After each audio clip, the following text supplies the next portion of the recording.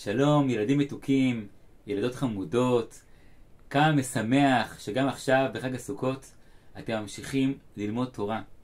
ושמחת בחגיך, השמחה הגדולה שלנו היא כאשר אנחנו לומדים על המידות, על הערכים, לומדים מתוך התורה שלנו עם כל המשפחה והחברים ומכניסים הרבה שמחה והרבה אור לתוך החג שלנו. איזה יופי שגם עכשיו בחופש אתם ממשיכים ולומדים תורה ולומדים על האבות הקדושים. אז אתמול, ביום הראשון של סוכות, זה היה מידתו של אברהם. אברהם האושפזין, האורח הראשון שלנו, ואברהם מידתו היא מידת החסד. אז בטח למדתם על אברהם, איש החסד, שלא מפסיק לרגע לחשוב על האחרים, ומכניס אורחים, ומתפלל גם על אנשים, אפילו רשעים, אפילו אנשים שלא עושים דברים טובים, כי אברהם, איש החסד, לא מוותר על אף אדם. היום השני של חג סוכות, אנחנו מארחים אצלנו בסוכה את יצחק אבינו. יצחק לא כתוב עליו המון דברים בתורה. יצחק, חכמים אומרים, מידתו היא מידת הגבורה. אחד הדברים המעניינים מאוד שכתובים על יצחק, שהוא עושה אותם דברים שעשה אברהם.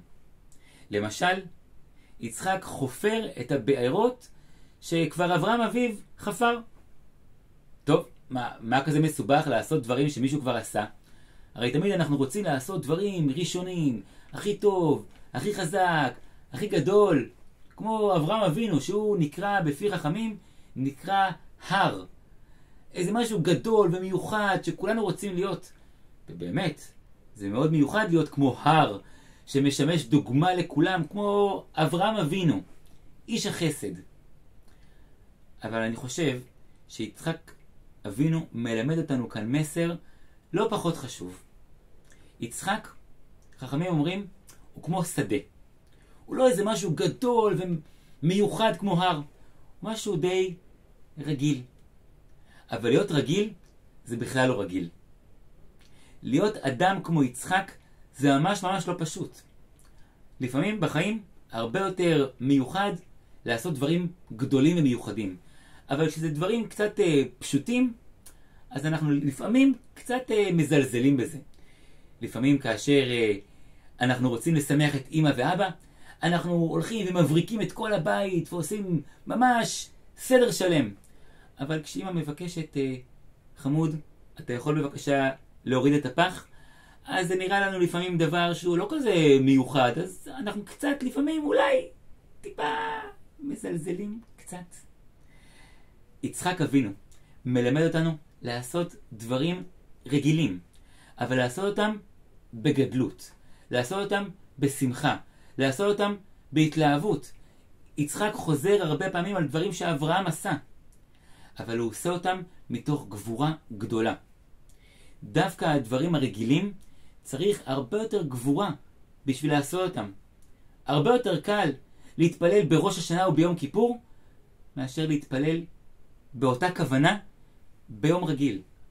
הרבה יותר קל לתת צדקה לאיזה אדם עני שאנחנו רואים ברחוב מאשר לתת צדקה כל יום בתוך קופת הצדקה בבית או בכיתה. יצחק אבינו מלמד אותנו לעשות דברים גם קטנים, גם רגילים, אבל בשמחה. לעשות אותם בהתלהבות, לעשות אותם בזריזות. הלוואי, ילדים וילדות, הלוואי שכולנו נדע לקחת אלינו לחיים מהמידה של יצחק, מידת הגבורה, ולהתגבר גם כשקשה, גם כשלפעמים יש לנו כל מיני דברים שמסיחים את דעתנו מלעשות דברים טובים, להתנהג כמו יצחק בגבורה, ולעשות גם את הדברים הקטנים בגדלות. שיהיה לנו חג שמח ומועדים לשמחה לכם ולכל המשפחה. באהבה מאיתנו, בית חינוך תללי אורות.